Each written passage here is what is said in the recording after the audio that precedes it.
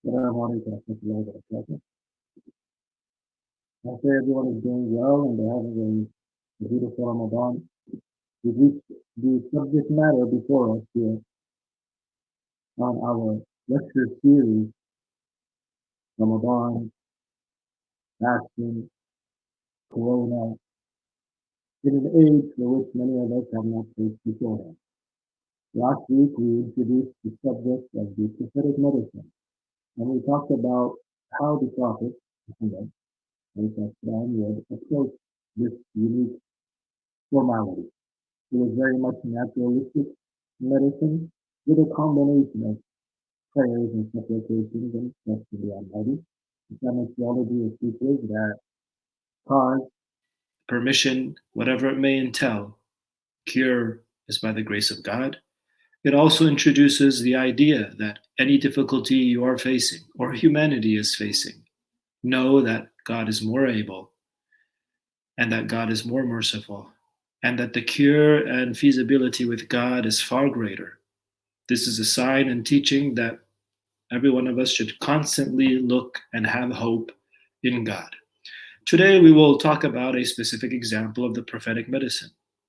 In that, we will be discussing these natural remedies the Prophet ﷺ, he used to do, the Prophet Muhammad, he used to advise and or utilize so that we can first get a glimpse into that unique approach to medicine. Secondly, a case study as to how Islamic scholarship throughout history provided tremendous works in the field of medicine. And number three, how Islamic scholarship interpreted particular prophetic traditions that were advised. We will begin this unique element of the series on the subject of fever. A fever. What is a fever? Many of us know the fever. We've been through a fever. We've gotten sick, you and I, every one of us. Is it a good thing? Is it a bad thing? For us in that state, we don't like it. We are going through changes, and these changes are difficult. But the interesting thing about fever is that if it is not too extreme and it is controlled for a limited amount of time, proves beneficial. It is a sign that your body is trying to overcome the sickness at hand. So our discussion for today is the prophetic remedy in the field of fever. We want to focus analytically onto how scholars deduced natural remedies from these traditions, also how scholars deduced applicable action, ways of utilizing it, and their thought process in and or when explaining it. When we think of a fever, again, despite the the discomfort that is, it is a good thing to an extent. It means the body is fighting off an illness or an infection, which is very much interesting. The normal body temperature is 98.6 degrees. Sometimes children, they have, as you understand, quite oftenly have higher temperatures than adults, usually speaking. Most people can tolerate a fever of about 103 degrees for a short time period. And the fever lasts for a particular phase and experience. There are lots of symptoms that we know of. Let us take a step forward now and look to some of the prophetic traditions in this field. And yes, there are prophetic traditions spoken and taught and talked about and written about and explained for over 1,400 years on the subject matter. إنما الحمى من قبيح جهنم من فيح جهنم أو شدة حمى فأبردوها بالماء. This is a fairly known tradition. It is a tradition that you are looking to a phrase and you are attempting, you, the scholar or the reader, are attempting to understand it correctly. And while you do so, for this particular tradition, there are some phrases that require explanation. It is known as a shubha, an unclarity. And that sometimes unclarities or ambiguities for some of us takes time, a process to come to learn. But there is a process to seek about, and one of that first adab manners a person should take into collection is patience. Just wait and see and study, and you'll come to realize that in due time the explanation of something comes to bear mind. So here, this prophetic tradition is quite profound. It is saying that there is a fever, but it is actually attributed in a way that is unique in Arabic. It is saying that fever in general, min fayhi jahannam, it comes from the breath. This is the terminology that is used. Imagine the Arabian Peninsula speaking to a unique diversity of people and a language that they can relate to. Min fayhi jahannam, that the fever stems from the fayh of the Jahannam. And fayh is commonly known to be understood as the breath, and that Jahannam is well known a place of discomfort for those that transgress bounds knowingly and freely without disregard to the idea of piety, etc. And then it goes on to say that this element of fever extending from a realm that is connected to Jahannam, the breath of it. Thus, before you is an advice to control it. فَأَبْرِدُوهَا بِالْمَاءِ. Cool it off with water. Cool it off with water. Let us dive into this tradition and let's look at some details that are very much important for our understanding when analyzing this statement at hand.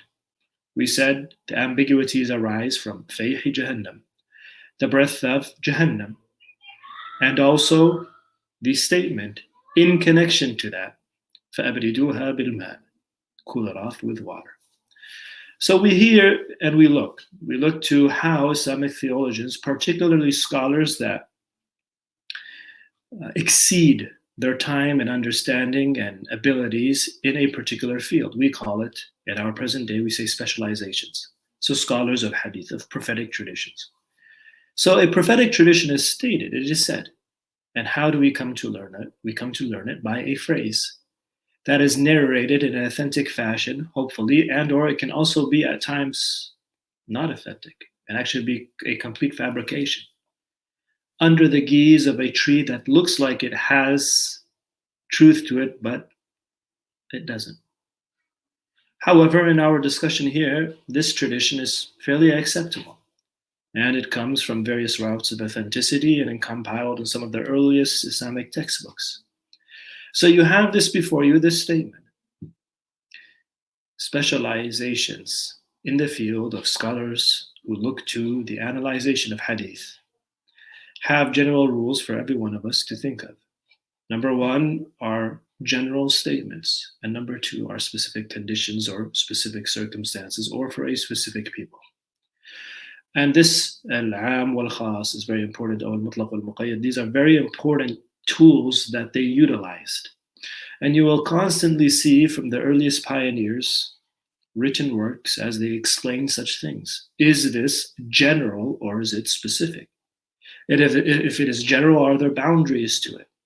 If it is specific, who does it refer to? And if it is specific, does that also mean it incorporates people afterwards? Another generation, for example. This tradition here is one of the traditions that they have an analyzation and discussion over. But generally speaking, for our knowledge, many traditions are general for all people and times.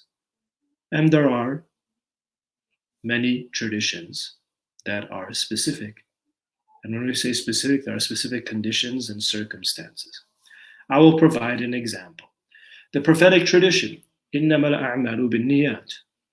Verily, إِنَّمَا, a specification. This is a code. الْأَعْمَالُ بِالنِّيَّاتِ. It is marginalizing the statement that actions are based upon intent. An example is provided about migration, hijratu ila mahajir rasul, etc. And that essentially in this example, there is a scope that is thrown out that if you want to do something and it is for a worldly matter, That is very much different than wanting to do something based upon the intent of growing in piety. Okay? So you have a general statement. Where is the specific? The specific is in the context of it that historians have talked about, where a man traveled and migrated from a city town known as Mecca to Medina. And in this migration, there's a discussion that he was migrating on the purpose of getting married.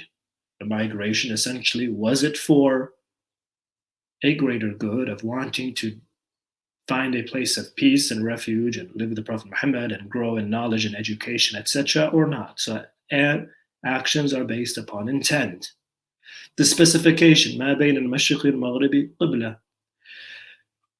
The statement, between the east and the west is the direction of prayer. But we understand that. What if you're in the north, above the direction of prayer, which we come to know as Mecca, and more particularly Al-Haram, the Kaaba, etc. If you go to the east, you will not be directed toward that direction. If you go to the west, it won't be. So in this language, you can see that there is a people, the Prophet Muhammad, geographically are located. He is teaching and speaking to them. The preservation of prophetic tradition is passed on to next generations. And sometimes the people that come across the phrase might not understand the context of the statement. This is happening very much in our time. Earlier on, there was a very profound relevance to that. They're being taught information and they are understanding the context of it. But for us now, many of us, we open books and sometimes we don't know the contents of it, or we disregard the chapter titles and we forget that these hadith canons and where the placement of this tradition is supportive of the information in the chapter title, for example. And the intent of the author is not necessarily what you're thinking of in its way of usage, but in the usage for which it is supporting a goal, for example, a title, a subcategory, whatever it may be. So as you can see, there are general statements and there are specific statements in the prophetic tradition. It's important that you are aware of this, especially for those that continuously study and hear and learn prophetic traditions. The above tradition we are talking of now, إنما الحمى من فيح جهنم, that fever, min, which we will talk about, فيح جهنم, the breath of Jahannam. فأبردوها بالماء, cool it off with water. We want to speak of this context. Is this something general? Is this phrase general? Is it a metaphorical statement? A symbolic statement? Is it a literal statement? Is water here a general statement? Is there a particular way of usage, or is there something more specific? These are all very important things, especially in the field we are discussing, which is prophetic medicine. Because sometimes people, they take a phrase and they don't apply it correctly. They don't realize that, for example, there are some things out there you're not supposed to put inside of your eye. Though there's a statement that indicates it is blissful, but its blissfulness is there, but should be utilized in a certain way that is correct. The above tradition is considered a specific, okay? The one under discussion is considered a specific narration. Specific to who? To the people of Hijaz, first and foremost. Hijaz is a geographical location, Western Arabia. Okay. But what you can do is provide analogical deduction. When we look to Western Arabia, we look to Hijaz and we see a volcanic area, heat, extreme heat in comparison to other locality. This is a dry area, a unique type of wind that is there. Among other things, the dust particles that are there, among other things as well. So as such, it is argued to be a fever resulting from a type of heat, overheating, intense heat, sunstroke, intense exercise, these type of fevers. So the term fever is not necessarily what we tend to think of the causes of fever, because the causes of fever could be of different reasons, as we understand. And it can be very complicated. It can be extremely complicated, especially if it is an internal organ problem. However, when we say the phrase al-huma, which is translated as fever, it doesn't necessarily that this translation of the word and the utilization is what we understand for that word. And that's why language is very important. And contextualizing language in a particular era and time is also very important. Nowadays, we can use phrases that are understood differently 1,500 years ago, or a different area or location. This is extremely important for comprehending and being just when you analyze historical information. So, the above tradition, according to a profound group of scholars, argues that this tradition, that the fever again extends from the element of Jahannam, commonly known for some as the hellfire, etc. And with that in mind, فَأَبْرِدُوهَا بِالْمَاءِ, you find that Islamic theologians argue that this is a specific circumstance and a specific people to a specific geographical location. It is argued to be a fever resulting from some type of extreme heat, overheating, exercise, intense heat, etc. So if we understand that, you'll come to realize something, that there are different types of fevers. And even in progressive medicine, if you study, there are different types of fevers. The causes could be different, but it is an indication of something. But if the term fever is also used to mean from extreme heat, from being underneath the sun, you get, God forbid, maybe a sunstroke or overheating or intense exercise, etc., you start to realize something, that terminologies do not necessarily mean the same thing as per era in time and geographical location. So this type of fever is different than the type of fever which results from an internal ailment, for which then heats the rest of the body. There is another tradition here under this discussion that one might utilize to argue that the above statement is very much specific. Okay, إذا حم أحدكم فليرش عليه الماء البارد 3 ليال من السحر. That if one of you falls into a state of having a fever, notice this statement now. You should take water and sprinkle upon yourself or upon the person before sunrise, so in the night, okay? And do so and follow up for 3 time periods. So like, for example, 3 consecutive days. Why so? It is the coolest time away from daybreak. So you can see in the phrase, الماء البارد 3 ليال من السحر. So if you read this, you come to think, okay, the purpose behind it, and Islamic theology's explanation. What if someone is living in a very cold area and they have a fever? Or if the fever is due to a particular internal cause? Would this advice be very much applicable there? Udkhulu Misra insha'Allah aminin. Sometimes the word of God is used, like saying insha'Allah, is for barakah. Bismillah ta'ala, subhanahu wa ta'ala. So it is a possibility you want the barakah. But at times, this approach can also be harmful. And there are a number of examples. Prophet Muhammad actually advised that the cure for sickness is knowledge. And people have gotten hurt because of their misunderstanding of particular references. So in this regard, you have this advice, and you can see there is very much a geographical specific circumstance. You see that there is the ثلاثة ليال من السحر. Okay, you see the statement that for 3 consecutive days at the time of daybreak. Okay. Why so? It is the coolest time. Imagine you're in the Arabian Peninsula. It is the coolest time away from daybreak. The body is at its strongest. Okay. Why so? For the ailing person would have taken his or her rest during that time, their due share of sleep and relaxation.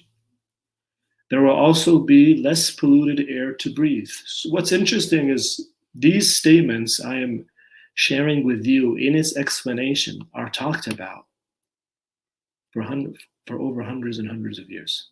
800 years earlier, 900 years earlier, 1,000 years earlier, ago, that is. So imagine these statements. A statement like, there would also be less polluted air to breathe. That is a statement that you wake up in the morning and you take that early, fresh breath and you stop and you think, and you say, SubhanAllah, such fresh breath before it is adulterated by pollution and many other things as well. So this phrase here, made 800 years ago, the discussion about the prophetic tradition 1,400 plus years ago, are talking about benefits behind the explanation. Coolest time of the day, the body is at its strongest for the alien person, the one who's sick, after taking their rest during that time, and sleep and relaxation. And there will also be, for example, less polluted air. And the idea is if the body is staying positive and it at the same time is looking forward for something of trusting God, then as such, the body will continuously have hope to fight and push forward, but it is led by a heart that is healthy. Let us move on and discuss the statement in Faith Jahannam. This phrase, if someone were to translate it in a way that maybe some of us have misunderstood or understood, they would say,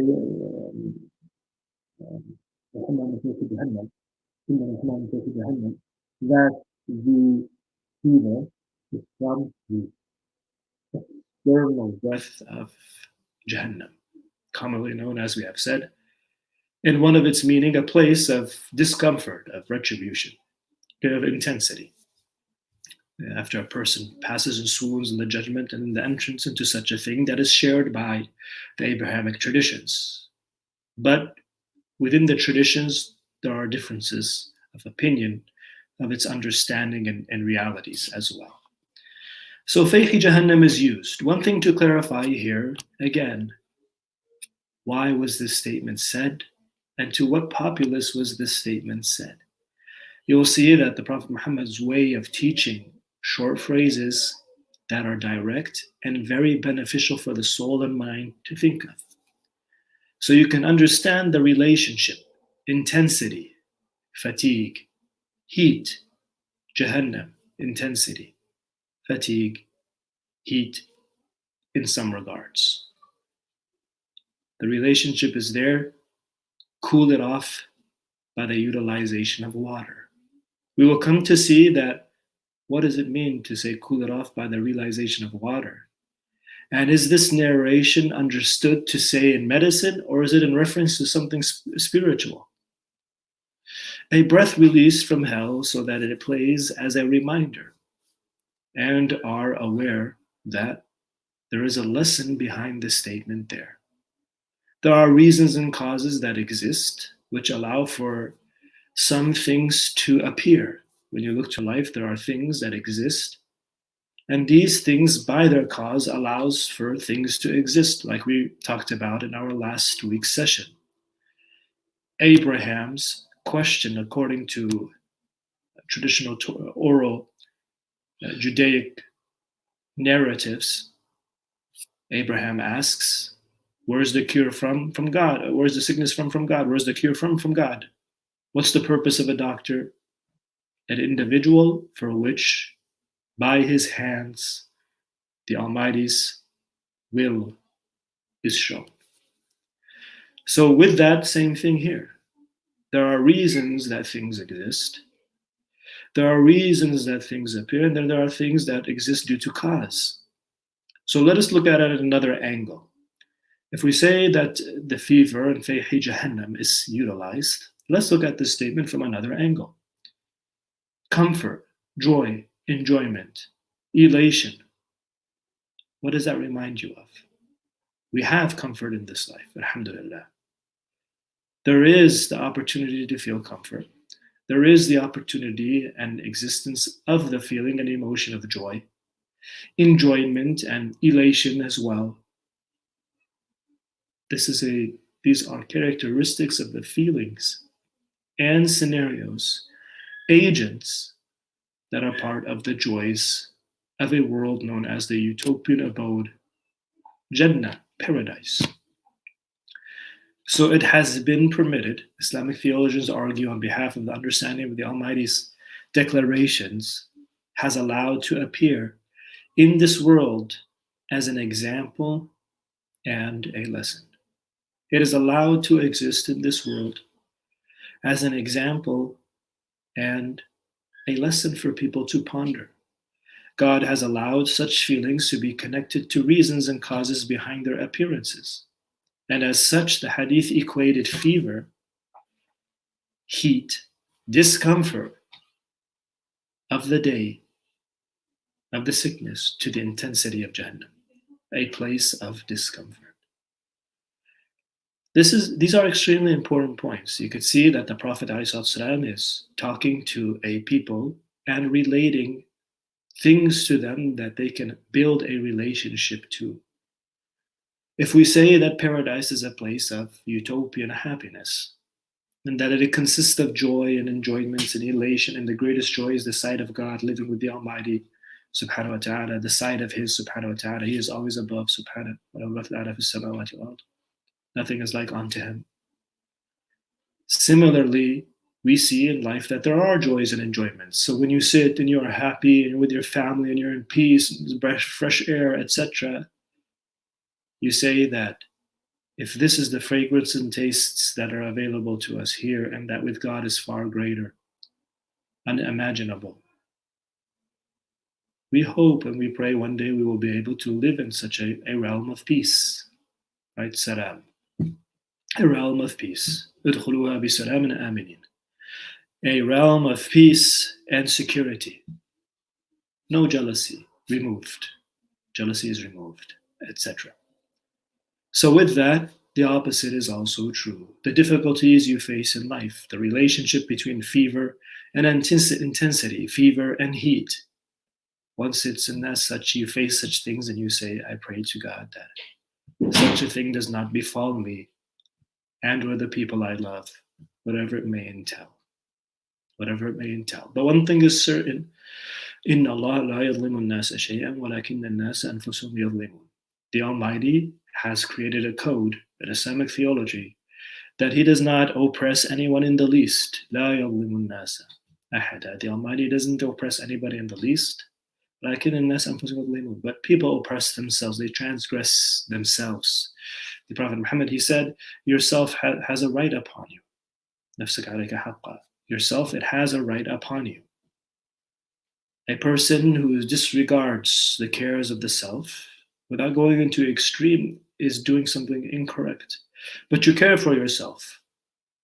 As a result, the self also has a right upon the realities of things to come to think about deeper.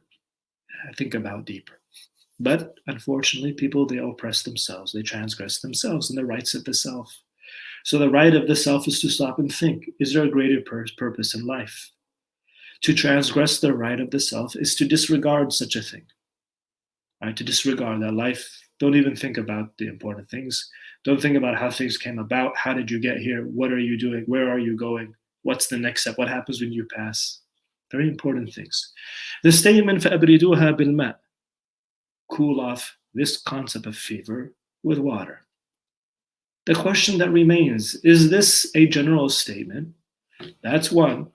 Pardon me, the questions that remain, a general statement, or is it a specific statement? And or how do we understand the cooling off here? Does it mean fevers or does it mean something else? So فَأَبْرِدُوهَا بِالْمَاءِ. It is all types of water. Is it all types of water or is it something specific? People who say it is specific, they argue it is Zamzam. this unique water that is talked about in the Abrahamic traditional texts, that is blissful and filled of unique spiritual blessings. So, in this perspective, they argue that one day a man by the name of Nasr ibn Imran al-Dhahabi said to Abdullah ibn Abbas, radiallahu ta'ala an, he was stuck with a fever, and Abdullah ibn Abbas, this companion and scholar of Islamic studies, companion of the Prophet Muhammad, his cousin, says to him, cool it off with Zamzam water. So you have a general statement, فَأَبْرِدُوهَا بِالْمَاءِ, cool it off with water. And then you have a action-oriented statement that is attributed to Abdullah ibn Abbas that use Zamzam water to cool it off. Does that mean it is not a general statement and it is specific? This is a point of discussion among scholars.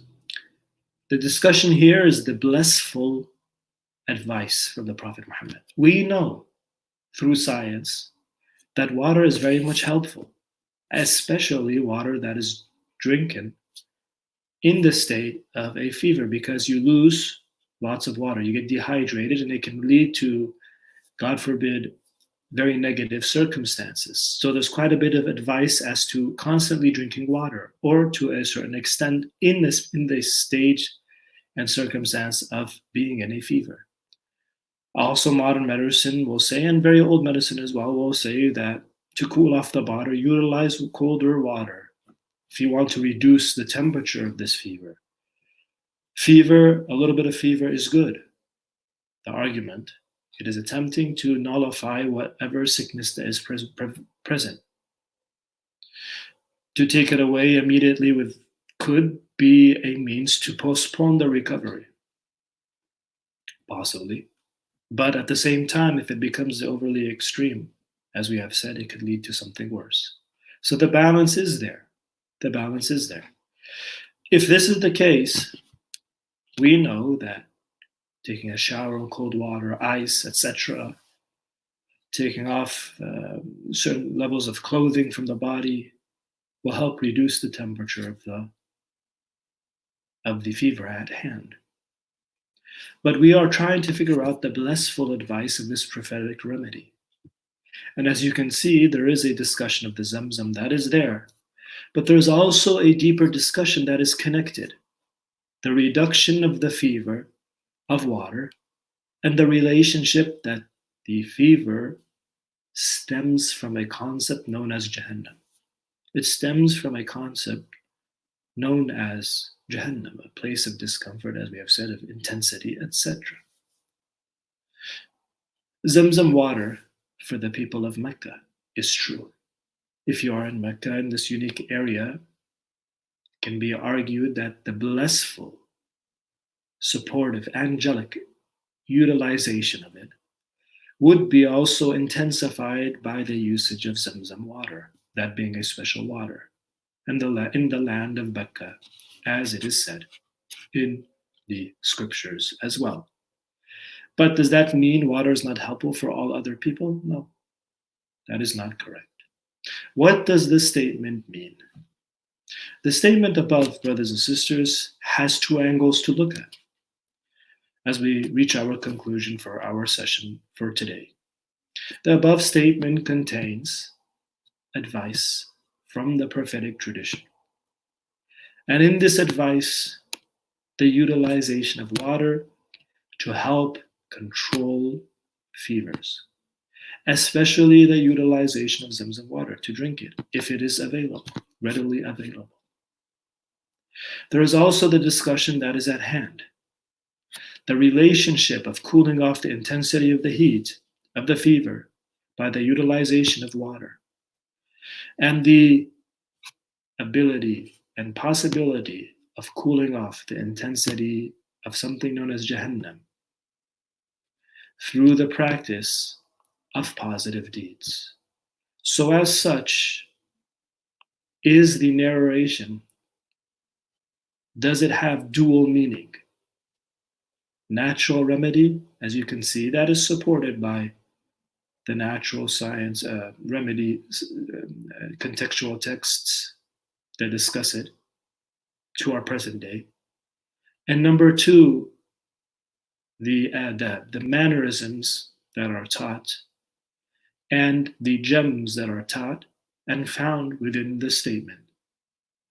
You see the connection between intensity with the intensity of Jahannam, the connection of peace and tranquility that we find in life with the peace and tranquility of something known as Jannah and not Jahannam. Jannah. The relationship between the two. And building a thought and hope for the aforementioned statement of paradise. And that building the thought and hope, the abstination to avoid away from something known as Jahannam, with things that you can relate to in this life. We see that the utilization is very much helpful.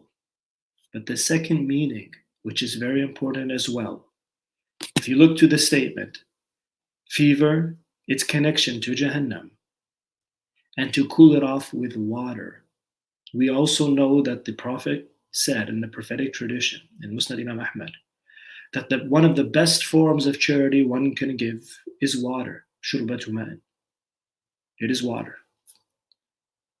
We also know that charity itself, yutufi'u ghadab ar-Rabb, is one of the things that we constantly think of and hear. That charity cools off the intensity of circumstances. It elevates the person. It also provides means of drawing closer to the Almighty. It is one of the highest level of piety a person can do. And it is also a means to cool off the intensity of something known as Jahannam from you by practicing these efforts that are like water which burns away the heat and pushes you away from this realm for which, when you swoon away, God forbid, through your own choices and transgressions and free will, if God does not forgive you and utilize it as a means to purify you, Islamic theology argues, you might face. So water is a means to cool off fevers, and it is a prophetic tradition as well. Zamzam water as well. It is true. Staying nourished in the ability to drink. It is also very true. This contextualizations of prophetic traditions is extremely important. Geographical understanding is also very important. We also know that one of the greatest things a person can do to prevent the difficulties of this intense realm known as Jahannam, min fayhi Jahannam, the breath of it, the fragrances of it that are felt in this world, is to give in charity. Right? To give water, to cool it off with water, also means to give in charity and quench the thirst of the people that you are able to do so. When you are fasting, do you feel this thirst? When you are fasting, do you feel this thirst? Imagine you did not have what is available to us today, a tremendous luxury that people of the past wish they could have, and many people in the world wish they could also have, just clean water, not readily available.